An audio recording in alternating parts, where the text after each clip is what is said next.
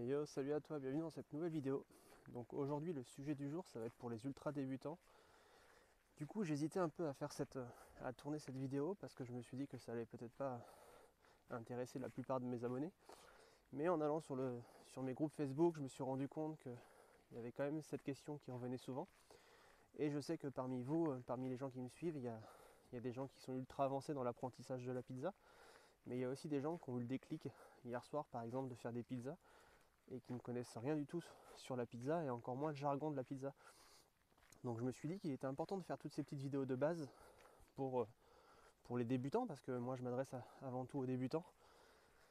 Donc voilà, donc du coup le sujet du jour ça va être c'est quoi un protocole pizza.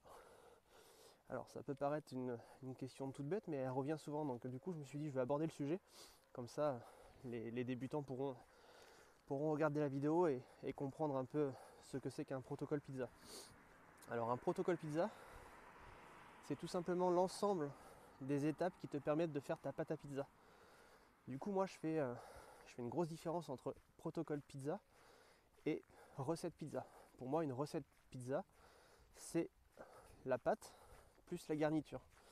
Alors qu'un protocole pizza, on pourrait même plutôt l'appeler le protocole pâte à pizza, ce sont toutes les étapes qui permettent de réaliser une pâte à pizza. Du coup alors comment on fait pour choisir son protocole pizza? Alors le protocole pizza, il va être déterminé en fonction de plusieurs critères. Alors la première chose, ça va être la farine. Toutes les farines sont différentes. Il y a des farines qui vont demander une absorption en eau beaucoup plus importante que d'autres. Donc du coup, il faudra hydrater beaucoup plus sa pâte. Ensuite, ça va être aussi par rapport au type de pizza que l'on veut faire.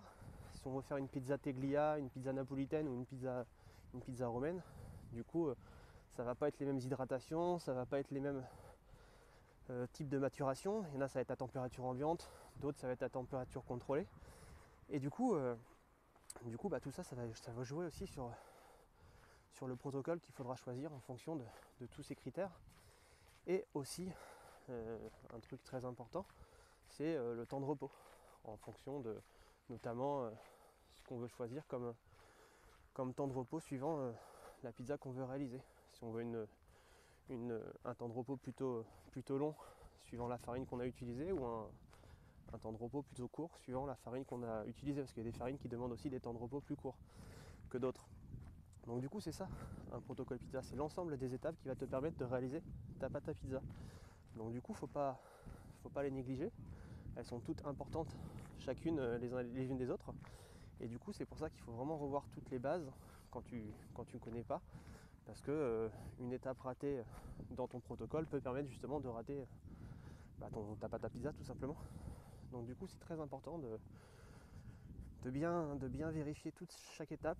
Donc je vais essayer de les détailler dans une autre vidéo, mais c'est très important de respecter chaque étape car elles sont vraiment toutes importantes, et voilà, c'est ce qui va te permettre de pouvoir réaliser un protocole parfait. Voilà, donc c'était la vidéo du jour.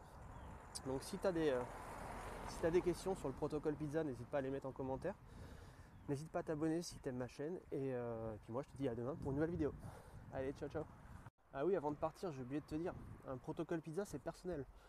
Du coup, inutile pour toi de piquer le protocole d'un autre passionné ou d'un ami qui te donne un protocole, parce que du coup il ne sera pas forcément adapté à ta farine ni à ton environnement.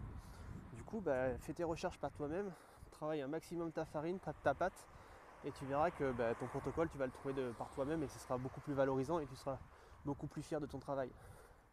Et je te mets dans la description, j'avais écrit un article sur le protocole pizza, donc n'hésite pas à aller voir dans la description, et tu vas voir, j'ai fait un article assez complet sur le protocole. Allez, ciao ciao.